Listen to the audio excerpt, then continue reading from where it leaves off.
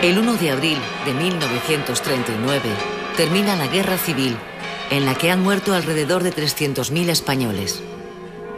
Para los 25 millones que han sobrevivido a la contienda, comienza ese día un largo y difícil periodo de posguerra.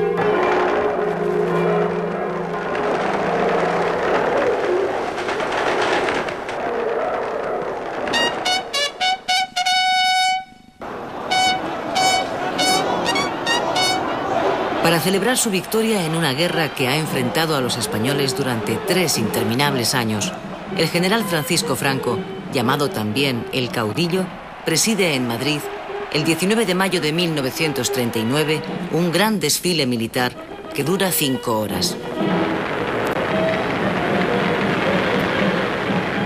En él participa una representación de los 2 ejércitos extranjeros que le han ayudado a ganar la guerra. Un batallón de los camisas negras italianos y otro de la Legión Cóndor alemana desfilan ante el vencedor. En ese momento, Franco es el gobernante que concentra el mayor grado de poder de toda nuestra historia. En sus manos está la jefatura del Estado, la presidencia del gobierno, el mando de las Fuerzas Armadas y la jefatura nacional del único partido permitido, la Falange Española tradicionalista. Su poder omnímodo queda bien expresado en una consigna de la época: Franco manda, España obedece.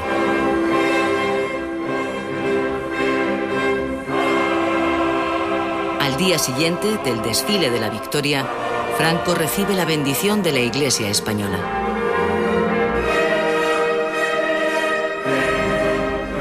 Madrid, en la iglesia de Santa Bárbara, tiene lugar un acto religioso hondamente emotivo en que el caudillo hace ofrenda a Dios de su espada victoriosa ante el cardenal primado.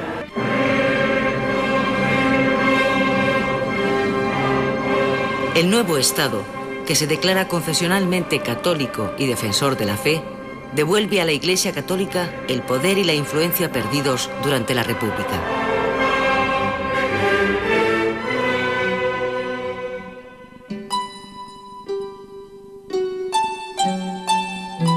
La otra España, la que ha perdido la guerra, participa en otro tipo de desfiles, los de la derrota.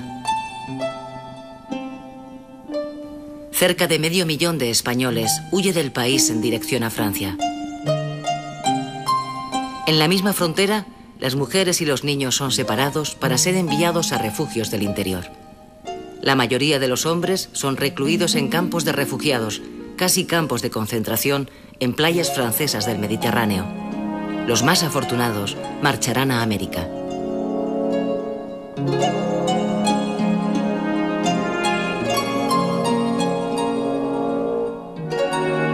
La gran mayoría de los vencidos que optaron por quedarse en España han sido detenidos y son obligados a recorrer el país con destino a campos de prisioneros donde quedan encerrados.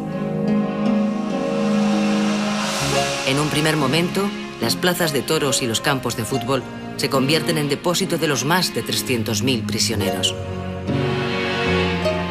Medio centenar de campos de concentración provisionales se abren en toda España para encerrar a los miembros cautivos del ejército republicano.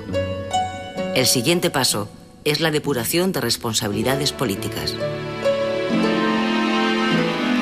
Atención, atención. Los nombres de la siguiente lista preparados para el Consejo de Guerra.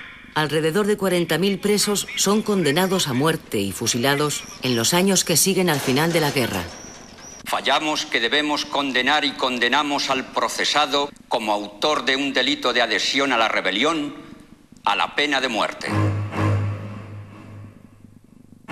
Otros muchos, como el poeta Miguel Hernández o el dirigente socialista Julián Besteiro, mueren en la cárcel, víctimas de la desnutrición, el frío y la miseria. La feroz represión sobre los derrotados es una de las bases en las que se asienta el nacimiento del nuevo régimen. De hecho, el estado de guerra se mantiene en vigor 9 años más, hasta 1948. La paz solo llega para los vencedores. Sobre los vencidos cae el castigo, la humillación y el miedo.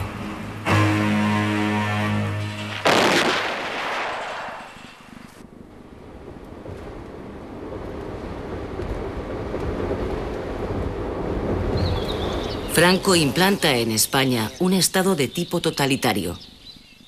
Un Estado totalitario armonizará en España el funcionamiento de todas las capacidades y energías del país, en el que dentro de la unidad nacional el trabajo, estimado como el más ineludible de los deberes, será el único exponente de la voluntad popular. La dictadura militar suprime todas las libertades democráticas. Los partidos y los sindicatos quedan prohibidos. Los estatutos de autonomía del País Vasco y de Cataluña son derogados y sus lenguas perseguidas. Los medios de comunicación son sometidos a la férrea censura del Estado. Los funcionarios públicos son depurados. El saludo fascista con el brazo en alto es declarado saludo nacional. Los españoles se convierten en súbditos. La dictadura de Franco se va a apoyar en tres pilares esenciales: el ejército, el partido único, dominado por los falangistas, y la Iglesia.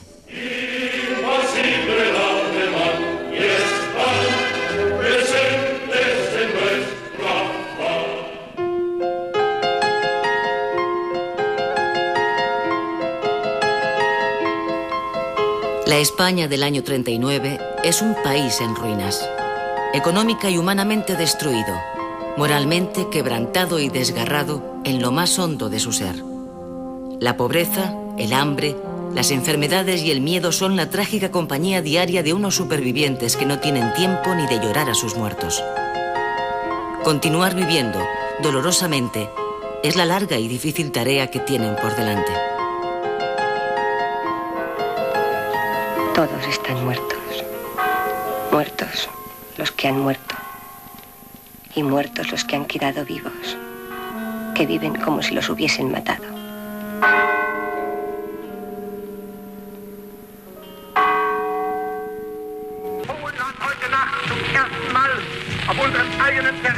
Con la invasión de Polonia por la Alemania de Hitler, comienza a los 5 meses del final de nuestra guerra, la Segunda Guerra Mundial.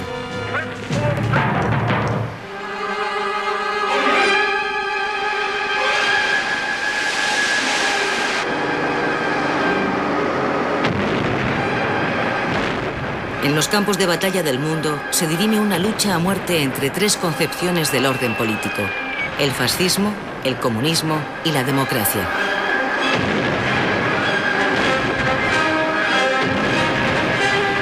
El rápido avance de los ejércitos alemanes en Europa modifica la política española, que en un principio había sido de neutralidad plena.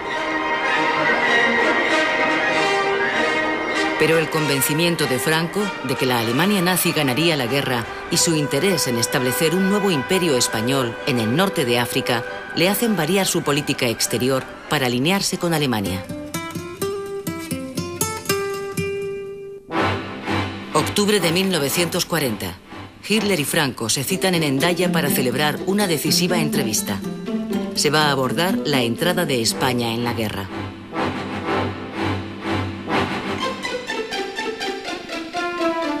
Hitler pretende que España entre en la guerra cuanto antes, pero no tiene intención de ofrecer a cambio grandes concesiones.